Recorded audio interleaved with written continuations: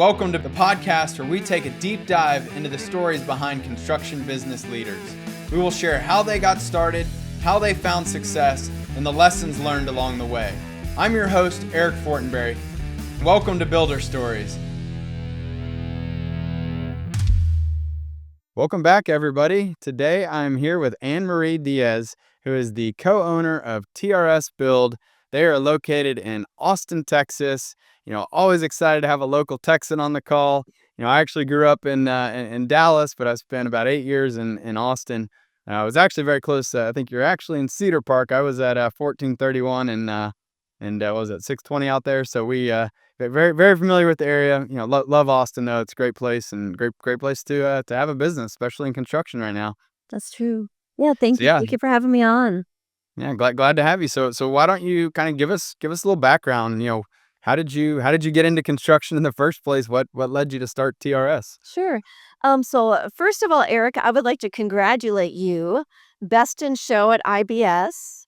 Very Yep. nice. Nicely done. I saw some of the posts, so congratulations on that. We went for a Thank you. few years. We didn't make it this year, but I did see your post and really congratulations. That's a big accomplishment. Thank you. In terms of how I got started, I will say I've watched several or listened to several of your posts, several of your podcasts, and I have noticed that some of the other business owners like myself started working pretty early. I've heard people talk about, they really started working mowing lawns or they started working cleaning construction sites during the summer. My work life really started when I was 14 years old. I started working in my dad's machine shop. My dad did some specialty machining work and he had a small business. He had a machine shop. And so I started working there. Believe it or not, he had a CNC lathe. And one of my tasks was to make the punch cards that went into this computerized lathe. And so that's seriously dating myself. But the lathe was also a little bit beyond its time. It's what my dad could afford. Anyways. And so my work life really started working in my dad's shop. Basically worked from there doing all sorts of things. Waitressing. I did some waitressing when I was, I think, 17. A horrible waitress. I was an awful, horrible waitress. I could not remember the details and just that was not the thing for me. I went to University of Minnesota, graduated with a degree in engineering and went on to work for a consulting engineering firm, Bar Engineering Company. I think they're still around up in Minnesota. And after a few years, kind of thought about going back to school. I went back to school for environmental health and went into the Peace Corps. And I served for a couple years in Central Africa as a water and sanitation engineer. So my career started in engineering. I moved to Texas after coming home from Central Africa. Did not want to handle the Minnesota cold anymore. And in Texas, worked for some nonprofits, worked for a couple nonprofits, worked for government and private sector in energy and utilities. Part of that was in green building, and also commercial efficiency. So that got me a little bit into the building industry. And then eventually I got into more of a business role, strategic planning, organizational development, looking at culture, which I'm really interested in that. I'm very interested in the people side of business. I think business is a people business. We're in a people business. And so that part of the work really interests me. It was around that time Shaniko and I started talking about running a business of our own. We knew some other people who had a business and we're looking at what do we want for the trajectory for the rest of our life and thought, we can do this. So our plan was that I would keep working corporate. He would get the business off the ground. We decided on remodeling because we have a shared passion for home and family. And also he had personally GC'd 2 projects that we had done in our own homes. And so he had some experience. He knew some contractors that he liked. And so we started TRS Build in 2015. Today, we're excited this summer. We're going to celebrate 10 years in business. And today, what we do primarily is turnkey design build. Everything from, that initial meeting, just having basic conversations and scoping, all the way to doing the permit, doing all the plan sets. We have an outside engineer that stamps and seals our sets, doing the full construction and obviously the warranty as well. So that's where we're at today.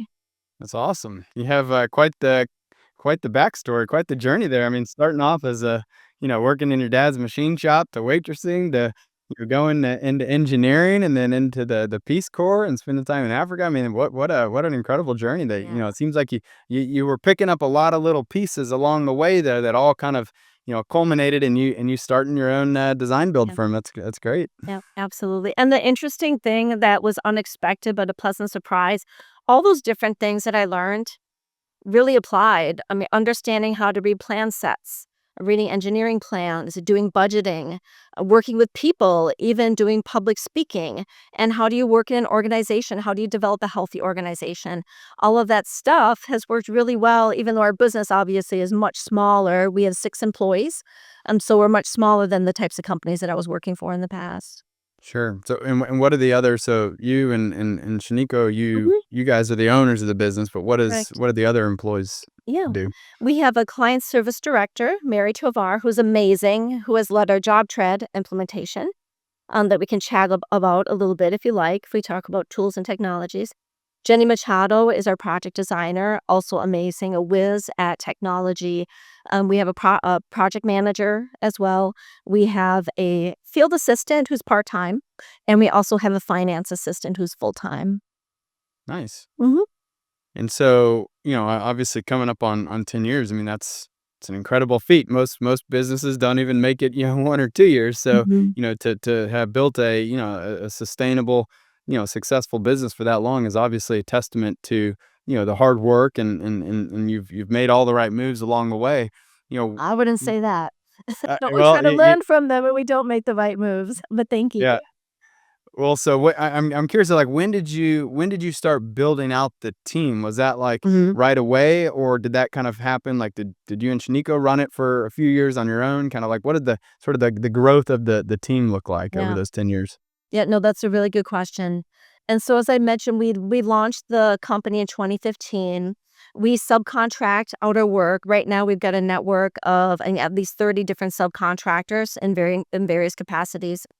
And it was in 2019 when I transitioned to working full time. I would say at that time, you work Shanika running the business and me just kind of helping out in the background worked well for a while. But as you probably heard from other spousal business owners, you get to a point where he's working 60 hours a week. I'm working a full time job. I'm working nights and weekends as well for the company. And it's just not sustainable to do that for anybody. Yeah. And so that's when we decided in June of 2019 that I would start working for the company full time. We brought on a couple people, was it maybe a year or 2 later? And, we kinda grabbed the people around. I would say we didn't think through really well defining their role and responsibility. We just kinda thought it would become obvious, and it wasn't. And, they were wonderful people. It didn't necessarily work out really well. And I would say after they departed, it made us really kinda hesitant to bring other people on board again, but you get to a point when you're going where you absolutely need to.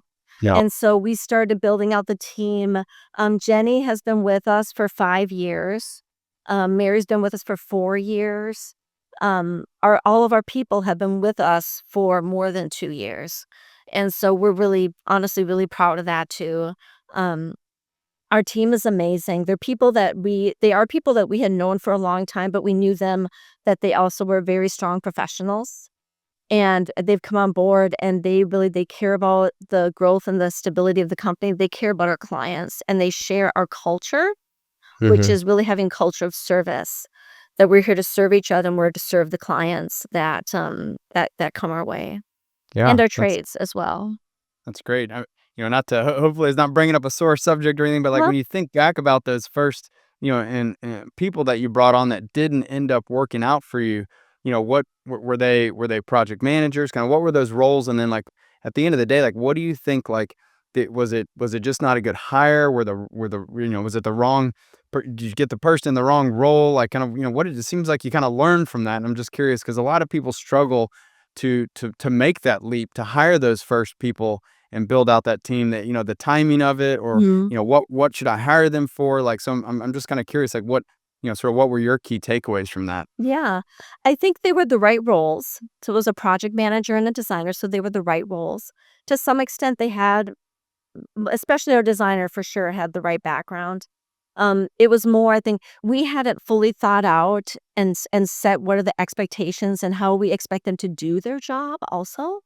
Because you can do those jobs in different ways. And so as a result of that, just expectations didn't align and we weren't ever able to quite get there.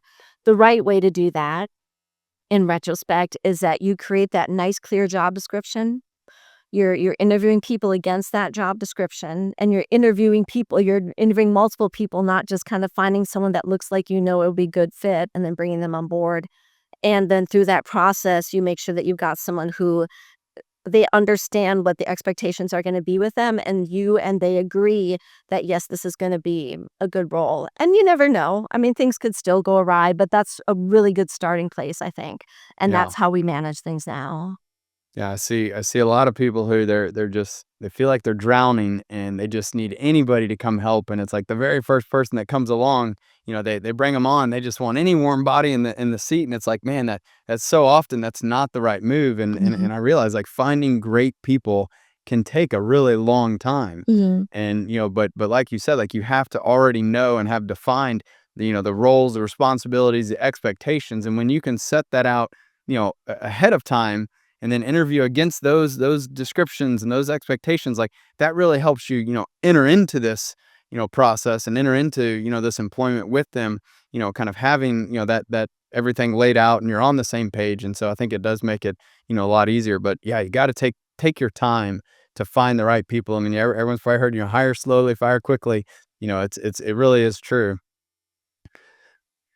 H how did you know though that, like, so was it just like kind of a couple things weren't working out? You guys, like, I mean, because letting people go, I think, is, probably one of the hardest things of any business leader. How did you kind of finally draw the straw, and, like, did you feel like you kind of kicked that can down the road longer than you should, or was it a pretty, Yeah. you knew it and you made the move? With our project manager, I think that the kicking the can down the road is a good example, and I'm going on recollection, I think he eventually left on his own. Okay. And so that, and it was necessary. And then also, and then for the designer that we had, again, very talented, very skilled person. I'm trying to think, we may have brought her on kind of an interim basis. And that is another thing that we do these days. And it may not work always. You have to be flexible. It may not work for the person who's taking the position, but starting it off as either we're going to start at 20 hours a week. So we're going to start at halftime and then build up from there if that's something that they can do, or to start on kind of a probationary period. We're going to consider these first 2 months to be a probationary period. And I think the nice thing about that is that that sets a clear deadline. At this point, we're going to talk. We're going to have basically kind of a mini review, talk about how things are going, and see, how if there's any tweaks that we need to be make. Is this a good fit for both people? And is there any tweaks that we need to be making to make anything work smoothly for them or for us? Yeah, that's great.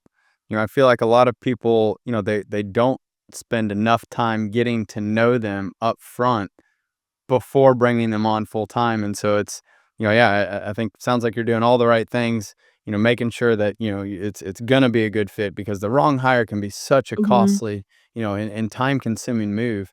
But it sounds like, again, the people you've got there now have been there with you 4 or 5, Sure. plus years. Like, so what would you say you've done to really help sort of foster the culture to keep people, once you find those right people? Yeah. I would say that, our approach is really, and I use the term, is it's having a service culture that we want to serve our employees. I think that the one of the greatest indicators of whether we're succeeding as a leader is our employees thriving. And so are they happy? But happy is fluctuating even with a very successful employee, but are they growing? Are they learning new things? Do they generally enjoy their work? Are they being challenged by their work? And do they respond well when those challenges happen? Do we have a culture that's where it's okay to fail? I think it's important to have a culture that's okay to fail. Something Shaniko says a lot, and I heard him say it again this morning. The only person who doesn't fail is the person who never tries to do anything. And so having a culture where, if you fail, we're not going to jump on you and give you a hard time. That doesn't mean we won't, on some occasions, hold people accountable. or sometimes, maybe, get a little bit more animated about something that happened.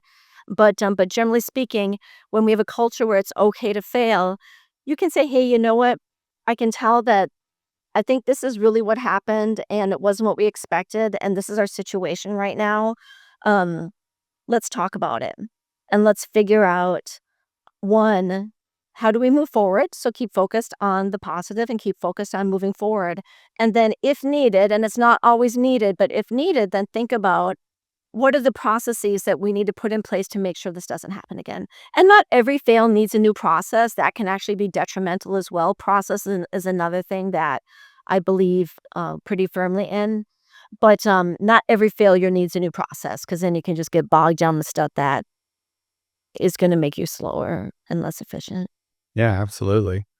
It's all that's very, very good advice. I'm a firm believer too. Like, I would rather our people try something and fail than to not try at all. Hmm. Now I don't want them to keep making the same Yeah. mistakes. So I think it's important that they learn from those Mhm. mistakes.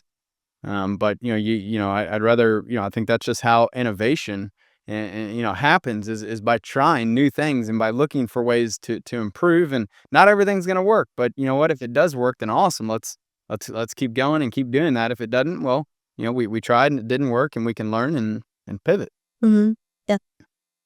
So I'm curious, when you think back about the early years of the business, what types of projects were you taking on, and how did you get those first customers? What did that look like? Yeah. Um, when we first started the business, we used the term walk and talk, walk and talk, walk and talk, walk and talk, walk and talk. And you have to get that first customer. Our first customer came because we were walking around our neighborhood and there's a house for sale. Let's go. They're having an open house. We watched and we talked to the real estate agent. She referred us to a client. At the time, they were looking for just kind of more like cleaning and organizing in their house, but we're like, we'll do it. And that's another thing in the beginning is um a lot of saying yes. And so saying yes to things that you're capable of doing, of course. And we're like, yeah, yeah, we'll do that. Well, that turned into a whole home remodel. Because after getting in there, getting to know each other, and this was Shaniko, I actually helped with the cleaning and organizing on the weekend with our niece, which is a fun story for us, when she was spending the summer with us. And she went with us, and the three of us went together. We wished so much that we had that photo.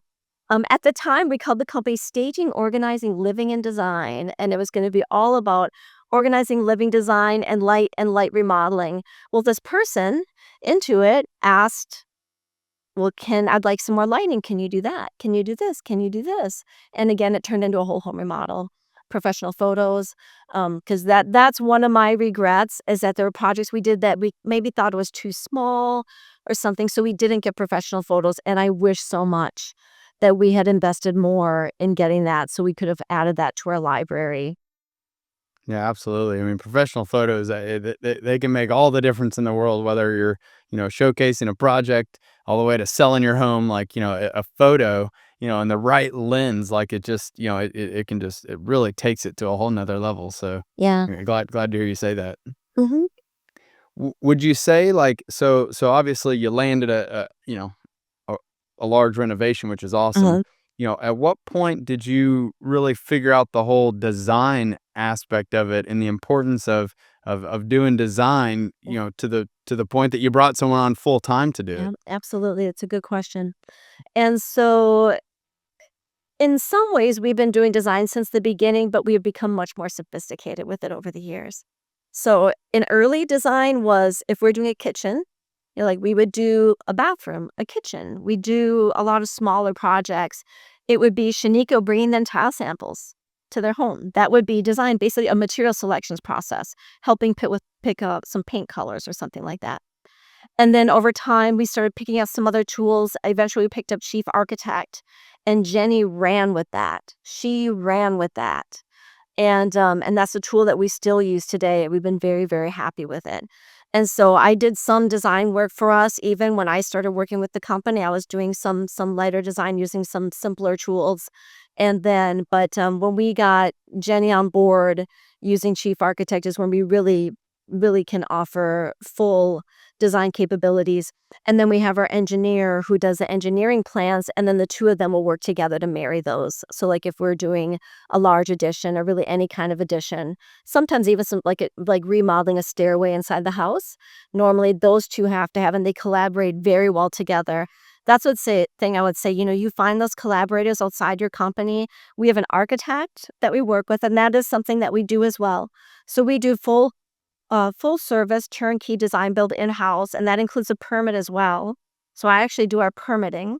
That's some people ask, they're like, "Why don't you hire an expediter?"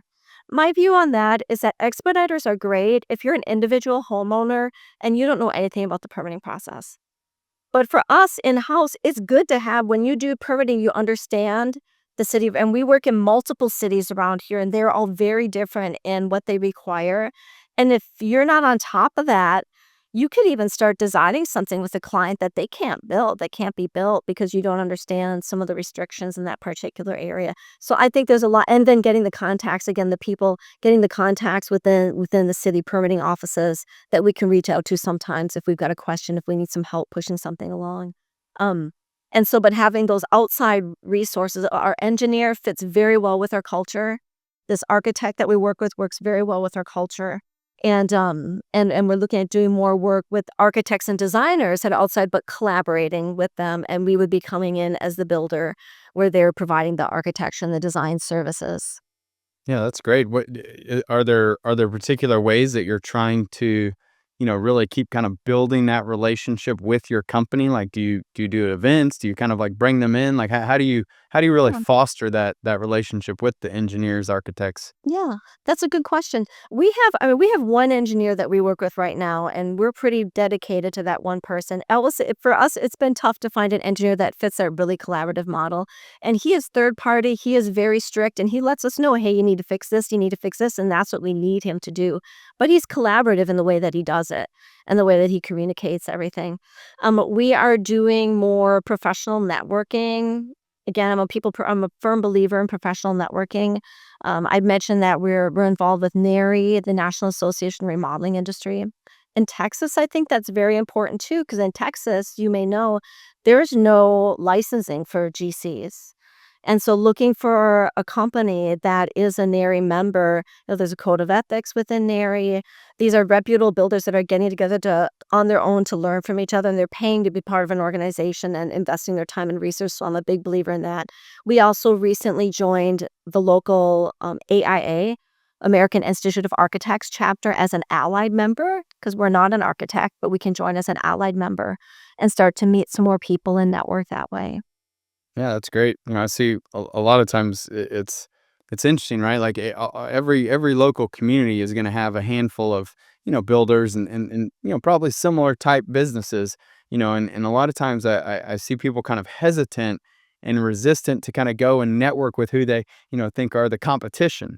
It's like, well, I don't want to help the competition, like but at the same time, it's like, man, I think people need to have this abundance mentality. Like, there's Yes. enough work out there for all of us, and if everyone can work together and can improve the trade as a whole and make sure that everyone's delivering exceptional work, and that we're pricing it correctly, and that Mhm. we're doing right by the customers, because like as I love to say, a rising tide lifts all boats. Like, Yeah. we can all as a community work together to be able to grow and improve the businesses. And so Mhm. I love the fact that you're so active in the NERI and the AIA. I mean, like, these are great local communities where you can learn a tremendous amount from other people, and you can probably find some great people to work with you too at the same Yeah, time. absolutely. What would you say, like, has when you think about, again, kind of early on, how is your sort of your typical project change? I mean, as I assume it started off a little bit, your average price might have been a little Uh-huh. bit lower, but as you've grown, the projects, have they kind of grown in size and Absolutely. scale? Yeah. And even early on, we had some larger projects, like a new home build, an accessory dwelling unit, but it was a new home build.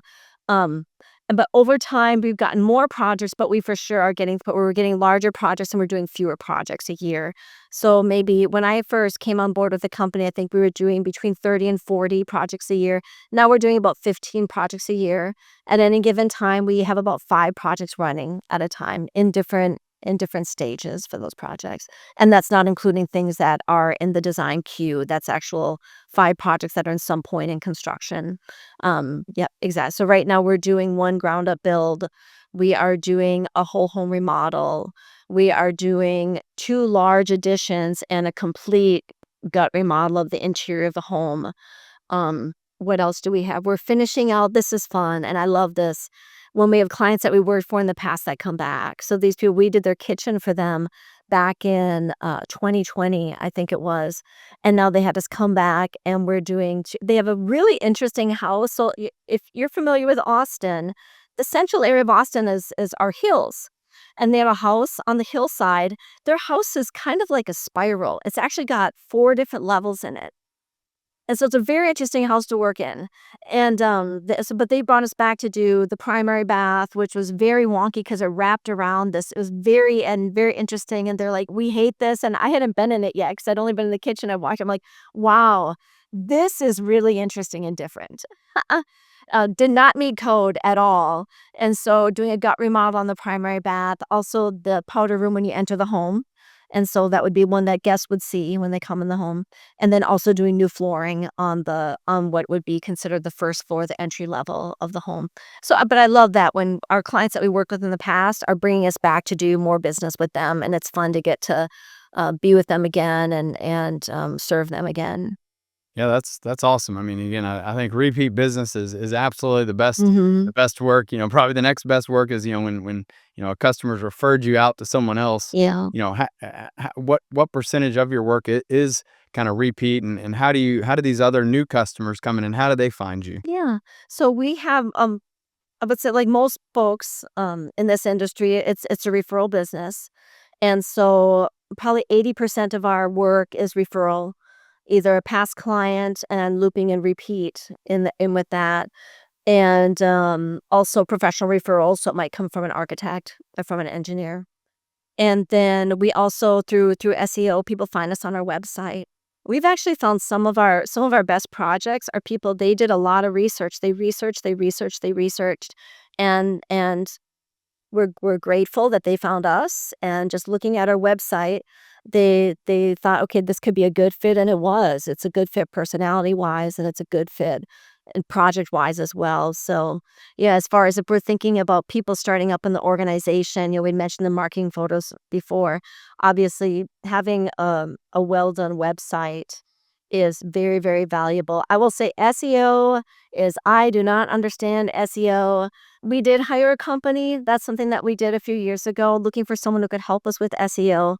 We hired somebody, interviewed got proposals from 3 companies, interviewed 2, decided on 1.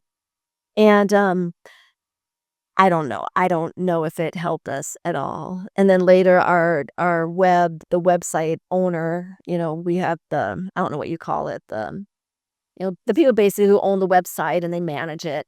Yep. They're like, "There's a lot of funky stuff on your back end here. I don't know how." And I was like, "Well, I didn't do it, but it was probably this company that we had hired a few years ago." So Yeah. SEO is tricky. I find SEO to be really tricky. We Yeah. do I mean, it's blogs. We keep our blog to keep updated information on our website, and I enjoy that because I enjoy writing. It's one of my hobbies. And so I actually enjoy doing blogs, but it's something that you gotta be consistent and dedicated. yeah. And I have someone who we've hired contract basis, and she helps me by drafting something and making sure we get something drafted once a month, and then I just have to clean it up and post it. That's awesome. Yeah, I mean, your website looks great. I mean, I see, again, you got, kind of about you all, the team. You've got reviews and testimonials, which is awesome. But then again, you're showcasing a lot of your work. You've got, high quality photos. I think that's so important. I'm curious, when did you decide that you needed to invest in a website and started investing in marketing? Like how early on was that? Yeah. We knew we needed a website immediately. If you have a business card, you need a website so people can go somewhere and see something about you. Our first website was just very generic, just so we could send people someplace. And then over time, investing obviously in adding more, trying to understand more what is best practices for developing website, having a good company. Originally, we had a company that worked directly with builders who developed our new website. When I came on board, that was one of the big things I wanted to do, was work on giving a fresher face to our proposals, getting a new website. So that was investing. In terms of dollars, we haven't invested a lot, and we don't do Google ads. I've heard questionable things about whether or not that's a good investment for remodeling companies. Sure. We've really put our marketing dollars more into. We do have some things. We have these fun. Look at that beautiful soup mug. I love it. Everybody has a regular mug. We have a soup mug. You can heat your lunch in it. You can have a big old coffee. Love it. Nice. So we do some little things like that. Um, for our 10-year anniversary, we're still talking about what we're gonna do for that, but maybe throwing a community party Oh, and just cool. renting a place in a park and maybe having hamburgers and hot dogs, just giving them away for free, and really just as an opportunity to thank the community that we're still going strong 10 years in, and we're grateful to them for their support. Yeah. So that's yeah, so marketing, I would say website, get those professional photos. Early on, it kind of feels like, "Oh, but it's cost this much." But in the end, it's a good investment, especially if you find a photography service that can do it at a pretty good price point. Yeah. I think obviously I'm a big proponent of, you got to have a website, and it's got to be, a really great website. I mean, that's your face. That's Mhm. often the first experience that a prospect is going to have with your company. And so, making sure that you are, putting that best foot forward. If you only get one chance to make an impression, it's got to be a great one. True. It sounds like, again, you guys kind of figured that out. And the SEO, like, I mean, it's all about continuing to publish content. Google rewards those who continually, feed the beast, if you will. You just keep putting out new content, putting out information that, but it's got to be high quality content. It's got to be relevant and beneficial and valuable content that people actually want to come and spend the time to read and to consume. Because Google sees, like, if someone just, searches for something and then they click on that page and it has nothing to do with what they were looking for, they immediately, leave. And so that's, they know where the high quality content is, and that it's relevant, and beneficial. And so, like, having you involved is obviously, huge, because the ins and the outs of the business. What, your customers are saying and what might be helpful and beneficial. I think obviously having someone draft up content, totally great. Being able to just sort of keep you making sure that you're getting it out there and getting it going, it's obviously a lot easier to kind of take something that's already been drafted and kind of work with Mhm. that than to have to start from scratch. But definitely encourage everybody, if you're not doing that, if you don't have a blog, or if you're not continually adding pages to your website, then, like, that is an easy win. It's so important that you do it. You bring up the advertising thing, which again, it's something that I think, if you've got, a very healthy lead flow, if you're looking to take on, just, I mean, it sounds like around 15 projects a year, and you don't need the ads, well, cool. I mean, you don't necessarily need to spend it. I mean, if you're getting what you need and it's mostly Mm. referrals and it's working awesome, for those who are looking for maybe a little bit, higher volume type business, they need, more projects, per month, per year. That's where I do think, the local advertising, being able to run those Google ads, Facebook ads, things like that, those can definitely work, and I've seen them work. But I think what's important is that, like, you got to make sure that, like, you're monitoring it, and that you've got somebody who really knows what they're doing.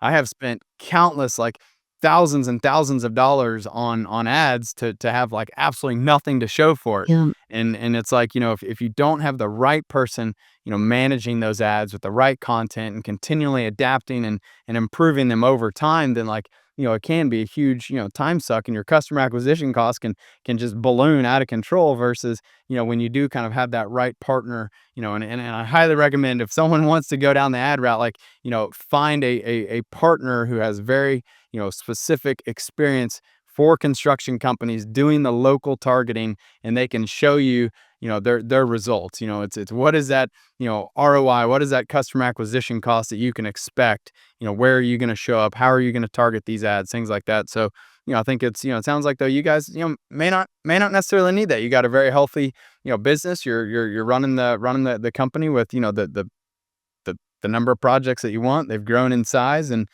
yeah, so it's kind of all about what's right for your business. Yeah. Yeah, I don't recommend people just dive into the ads if Yeah. if there's not a real need. Yeah, absolutely, and we're always looking to grow, so, absolutely, and we have talked about some different paths, even, there's a local magazine that's contacted us about doing advertisement in it, and to me, it's attractive because, again, I like to write, I like to do these things, but I know for me, and this is a mistake, we shouldn't do this, but I know for me, I get this in the mail, "Oh, look at that, that's nice," and it goes in the recycling.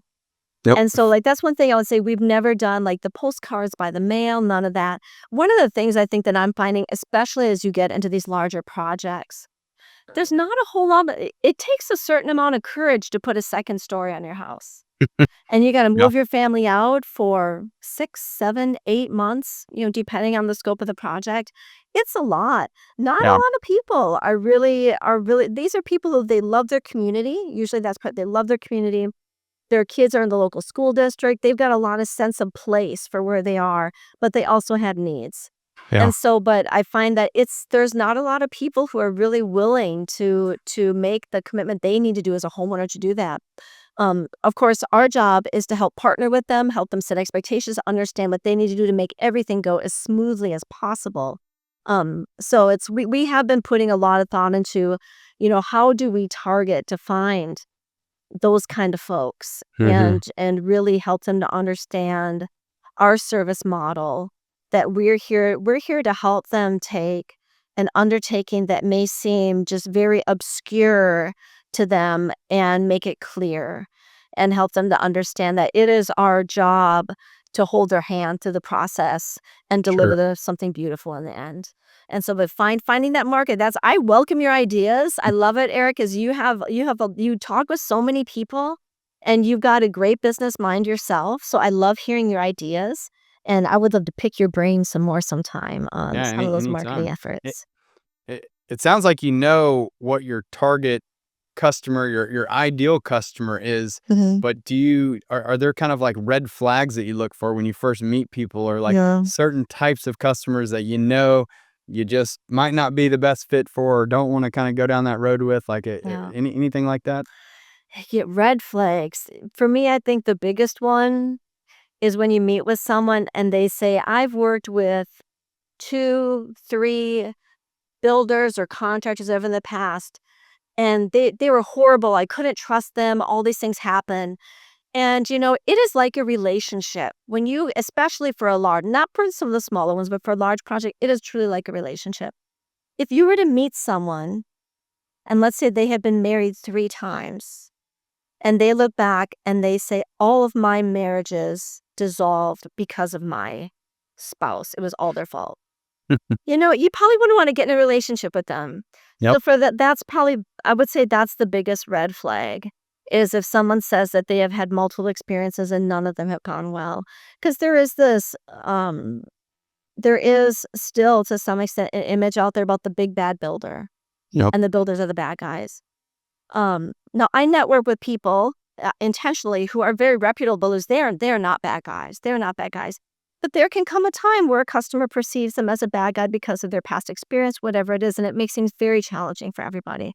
So if Sure. you're working with someone that whatever their history, their personal history, for some reason they couldn't make it work with 3 other contractors, it's probably not gonna work with me either. Yep. Early on, I did not have that, because early on, I was like, "Well, we could be the hero. Wow, this person, all these bad experiences, we're service-minded. We're gonna do a good job," and it doesn't necessarily work out that way. Yep. Yep.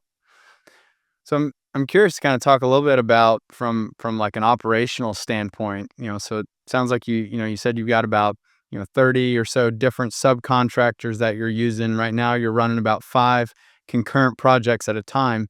How do you manage all of that? How do you make sure that you're scheduling it all out? You're getting all of the right kind of people and things happening all sort of in conjunction with each other.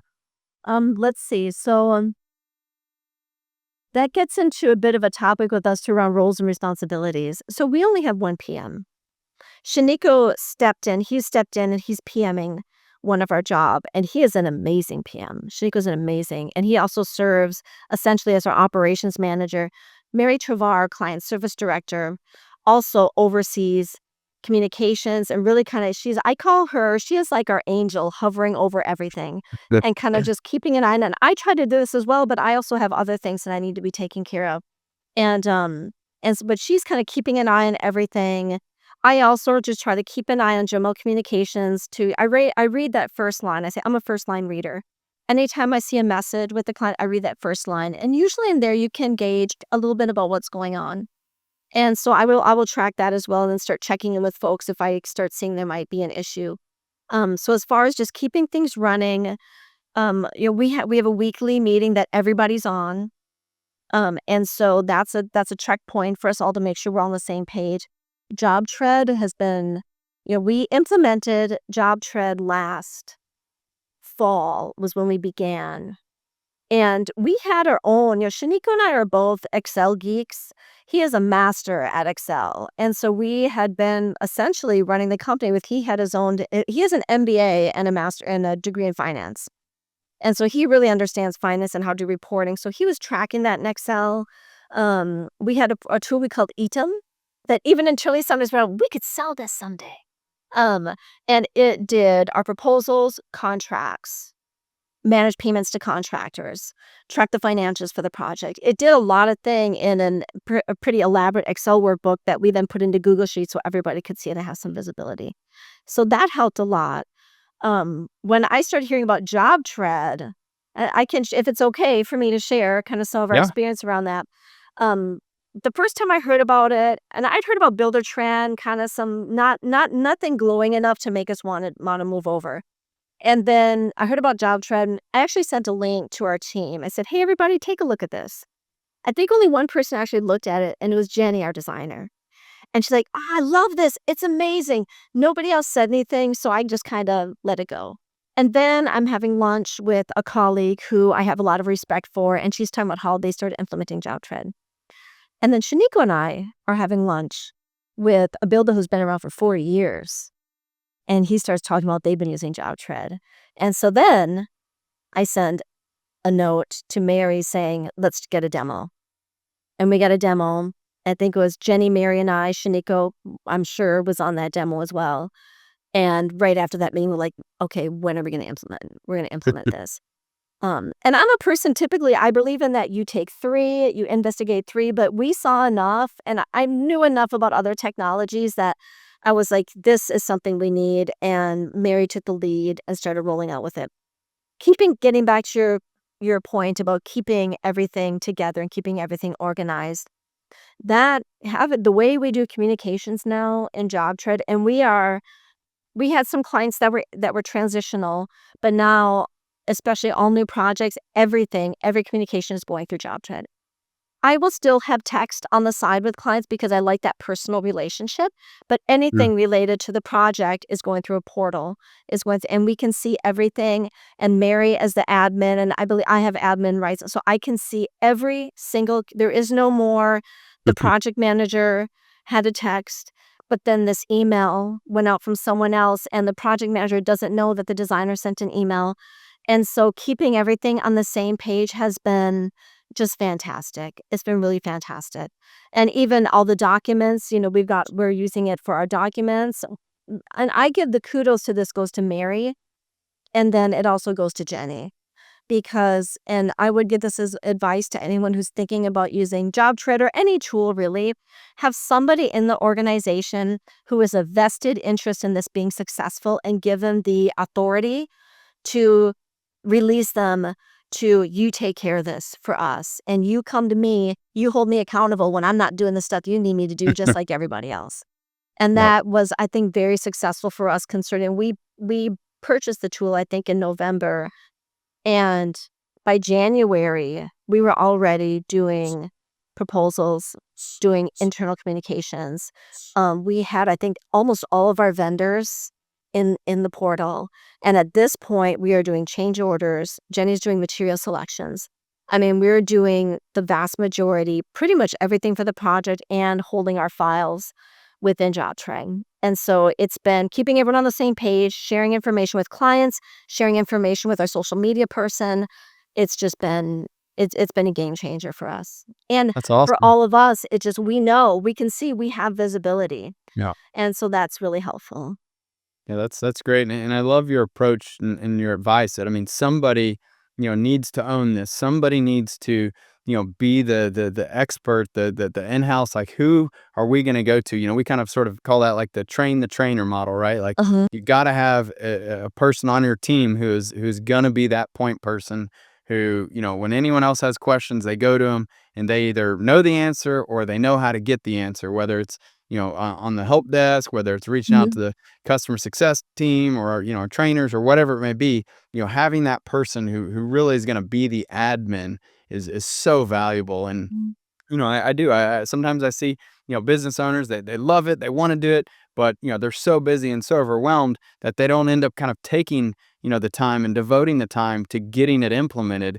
And the companies that, that are able to spend that time, whether it's, the owner or someone else on the team who can, really devote the time to getting it set up and then showing everybody else how to do it, because, every business has their own unique processes. Mhm. They have their own kind of ways that they want to do it. You got your own templates and formats and things like that. And it's like somebody's got to go through and kind of help get that implemented and get that loaded up. And sounds like your team, Mary really took the bull by the horns and was a phenomenal asset to get it going for you all. Yeah, and I have to give credit a lot of credit to Jenny too, because she's also been right there, alongside, working on this, and again, the 2 of them are just we are very fortunate, very blessed to have both of them. Our company would not be what it is today without those 2 ladies, and so we're Awesome. just really grateful for them. Well, shout out to both, both of them for doing a great job. Again, it can be tough, when not everybody's on board, and it's like you got some people who really understand the why and they want to make it happen, but then sometimes some other people in the company aren't as excited about it, or maybe the subs are pushing back or whatever it is, and like really, I think all of that comes down to how well do you put that intentional focus on getting it implemented and then creating that, that training, the SOPs, kind of the documentation to help everyone understand, not just like how to do it, but why we're doing this. How Mhm. is this going to Yep. help us better manage our projects? How is this going to help us, to win more jobs or to keep these jobs on schedule, on budget? Like, how is it going to deliver a better customer Mm, experience? Like when absolutely. people see that why and they get it, like that's when people really, will come to the table and kind of have a little bit more open mind if they didn't before. Mhm. So I'm curious, when you think back about, again, the last 10 years since you started this business, like, is there anything that that now that you wish you would have known, earlier on that you think might have sort of helped, maybe overcome a couple of those roadblocks or those those hard lessons that you had to learn? Yeah, just like I think a lot about the people that we work with, think of our clients, how do they feel? We use a lot that quote, the Maya Angelou quote. I'm sure you've heard. People will forget what you said. They'll forget what you did, but they'll never forget the way you made them feel. We use that a lot internally. Now, what we do is major transformations to their home. So they'll probably not actually forget what we did because it's kind of right in their face all the time. But when we say about the way we made them feel, um, homeowners, there is something you may have heard the term the homeowner emotional roller coaster. One of my favorite blogs on our website, and we send a link to this to we send it to our clients when we're at commence construction as a reminder, but we're talking about it through the process as well. The fact that there is a very real cycle that most homeowners go through, and everybody, of course, reacts a little bit differently. Some people are excited with demo. Some people are very anxious about it because they're seeing their home, are like, oh my gosh, this is really happening. My home is being taken apart. So people have different responses to that. So when we say about people will forget what you said, they'll forget what you did. They'll never forget the way you made them feel. Our hope is that years down the road, when they look at their home, they will feel, one, I made a good decision when I did this, and I made another good decision when I hired TRS Build. And I hope that they'll remember that we took care of them and we took care of the home and we treated both them and their home with respect throughout the whole process. All throughout, there's going to be ups and downs. It's just natural. I'll tell you, one of our home remodels that we did, I remember Shaniqua calling me, baby, the baseboards are done. They look amazing. Oh, I'm so excited the baseboards are done. I came home, I saw the baseboards, and I was not excited. I'm like, "What do you mean these elves are good?" And, well, they hadn't been finished out, but I didn't know that. And so, these things can happen as you go. You see surprises, things that you don't expect. And so, advice that I would give to other contractors is that, we talk about the service culture, have an attitude of service to people. When people know that you have good intentions for them, and that's a big part of having an attitude of service, they know that you have good intentions for them. In the long run, I think they'll remember that, and they'll remember how you made them feel. Personally, also, in terms of how we feel and how we react, I've had to do, my own internal work. One was letting go of things I can't control. There's so many things that we can't control. And it's hard for me to even recognize that because as a person, I believe, and I know that we each have an influence and effect on the people around us and the environment around us every day. But there are a lot of things that we just do not have complete control over. So when something comes up and I don't have control, I've learned to literally just take that deep breath and say, I do not have control over this. Who do I need to call who's going to help us figure out what we're going to do next? And then communicate to the clients or whoever we need to communicate, hey, this is going on. This is what we're handling. This is what we're doing. So that's a big letting go of control, to release my perfectionism, because I can be a bit of a perfectionist. I think part of being a perfectionist also is that you can impose it on others. That's even worse. And you can be really critical. And so something that I've had to work on, and I'll tell you, so Shaniko and I working together as a married couple, he is on the Enneagram, if you've heard of the Enneagram, he is a 1, which is perfectionist. We have a bunch of 1s in our company, and I'm an 8, and an 8 is a challenger. The last thing a perfectionist wants is to be challenged. And so I've had to really learn how to do that, both for the sake of our relationship as well as our relationship as business owners, how to handle that challenge with grace and respect when I need to challenge him about something. And so that for me has a big, I think, lesson learned. Also for us as co-owners of the business, I believe, when things got a little rocky. As I mentioned, I started with the company in 2019, June of 2019. Well, you know what happened in December? COVID hit.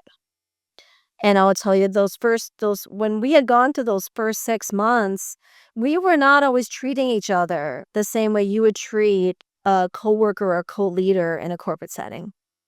And so, when COVID hit, and we had no other, when it finally hit for sure, I wanna say it was like March 15 of 2020 when the city of Austin said, "We're shutting down." And our sales pipeline drained in that one day. And we had a couple projects going on, but we had to really be like, "Okay, we gotta figure this out because this company right now, we have no corporate safety net. It's our company, and this is all that we have to take care of ourselves and our family. And so we gotta figure this out." And we did, and we made our way through that. And in the end, I think right now we are much more supportive and we understand that he's over operation. We all get involved in operations, but it's very easy to pick on operations. It's Yeah. very tangible, it's very clear. And so I think we've grown, and I have, things that I deal with too, because ultimately the client relationship is on me. And so as a natural tension that's come up is that he tends to be more contractor centric and seeing their side. I tend to be more client centric and seeing their side. And so I've had to learn how to balance that, having the care and compassion for our clients. I need to have that for our team and our subs sometime too, because we talk about don't make assumptions, but I will tell you, and one of the other things I would say is admit when you're wrong. And I think especially when you're starting out, you can be really afraid to say, you know what, I'm wrong. Our team made this mistake, and this is how we're gonna move ahead with it. Um, but that can really it can grease the pathway for having success and moving forward when we can just say, you know what, I'm wrong. And I had to do it last week because I got upset and I did not have the same curiosity and compassion for our team. And I thought something went wrong. And it turns out they did it well. And I had to swallow it. And I apologized to Shaniko and I apologized to our team. And I said, you guys, I just want to say And that I'm sorry. because I jumped to a conclusion, and it turns out that our guys followed all the right steps and they did everything right. So yeah, I would say, work on your perfectionism. Know there are a lot of stuff that we can't control in this business, but we can control ourselves. We can control our feelings and we can control how we show up.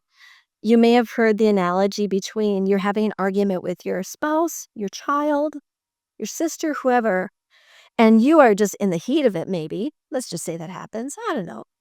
And the neighbor shows up at the door. You open that door. Hey, Charlie, how's it going? So people say we can't control our feelings, but we can control our feelings. But we have Yeah. to learn how to do that. So can't control the things around us, but we can control ourselves. And so I think that's important for people to understand as they're starting this business because the emotions will run high. Take a look at our blog post on the emotional roller coaster, if you want to take a look. And we made a little video. It's very short, it's about 2 minutes long, but it does talk about the fact that, emotions happen and it's a natural part of the process, but we can control our own. Man, that's awesome, Henry. I love everything you just said. I mean, that is so true. Like, this is it's a journey that you're going to be on, and both with your employees, with your customers. Every project is its own unique Mhm. journey. Yep. And you're so right. It's the project could go any number of directions, and with construction, we know there will be issues. Yep. Things will Yep. come up, and it's all about how you handle those issues and how you proactively address it, the transparency you provide, like being open and honest with the customer, just do right by them. At the end of the day, like, they're not going to remember much of any of that, Yep. but they're going to remember how you made them feel and the Absolutely. experience that they had. That will single-handedly be the thing that will make them either refer you out to others Mhm. or want to hire you again or not. Yep. It's so important, and I think you said it, just right. I'll definitely have to go check out that blog post, the homeowner Hey. emotional roller coaster. I mean, that's awesome. I'm so glad that, like, you've actually documented that and have it in a way, and you use that in your process. Mhm. Such a cool thing that you're doing there. And you're absolutely right. I mean, like, at the end of the day, like, we're all humans. We all have emotion, and the people who, the best leaders are the ones who can control, their emotions, and they can control, how they react. And again, like, don't make assumptions. Like, be curious, be compassionate. Like, try to know and give people benefit of the doubt. Like, to hear them. Because so many times, we all, can kind of just make assumptions and then jump to conclusions or get really defensive, and like, Mhm. it just, like, that's not healthy communication. It's It's true. so important to be able to have good, healthy communication where you want to make your company and your jobs a place that that people want to come and they want to be involved in. I mean, that's how you attract and keep your best workers. That's how you attract and keep your best clients. Like, you got to have that human, relationship that comes from a healthy, open, honest communication where, people aren't scared, to come to you with the problem. Like, guys, we're going to work through it. It's okay. Like, let's figure out what we need to do. And, like, I think that it just comes across so loud and clear that, the way that you and Shaniko are running this business is, it's a great culture. Mm. It's a place where you truly value and respect, the people that interact with your business. Everyone from your customers to your subs to, to the third party, engineers, architects, like, Mhm. and that's what it takes to build a successful business that, is going to sustain the test of time. I mean, in the last decade, I mean, you've seen a lot of ups and downs. We know that times will be hard, times will be great, like, Mhm. but at the end of the day, it's the businesses that have those solid, teams and cultures and core values. Those are the ones that make it through no matter what happens. They thrive in the hardest times, and you have clearly built a very, very strong foundation here for your company. And I appreciate you coming on today and sharing that with everyone out there, because I think it's, there's so many great lessons that people can learn from your successes and the things that, and your challenges. I mean, even talking about, those hires that you made early on that weren't, didn't work out. Like, there's so much that people can learn and take away from this. So Anne Marie, I want to thank you for everything that you've done, for being such a great role model, and for taking the Mhm. time here to share your journey. It really means a lot to me and to the entire community. Oh, thank you very much, Eric. I appreciate having the opportunity to talk with you.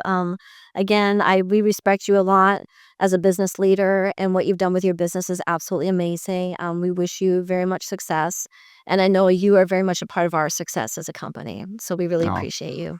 And thanks Ross, so much. Ross is our client manager. What if it's the client manager, success manager? Yeah. Mary says she's like his second son. She adores him. Awesome. Well, I will be sure to share this with Ross. But again, we're excited to see all your success, and I can't wait to see what the future holds for you all. I have no doubt it'll be great. And also look forward to seeing you at the NERI conference next week. And yeah, until then, hope you have a great weekend. And just again, thank you again for coming on. You bet. You take care. Alrighty, bye bye. Thanks for joining us for this episode of Builder Stories. We hope you enjoyed the conversation and gained valuable insights that can help you in your journey along the way. Don't forget to subscribe to the show and leave us a review. And as always, if you or someone you know has a story to share, please contact us at builderstories.com. We'd love to hear from you. I'm Eric Fortenberry, and remember, every builder has a unique story. Keep building yours.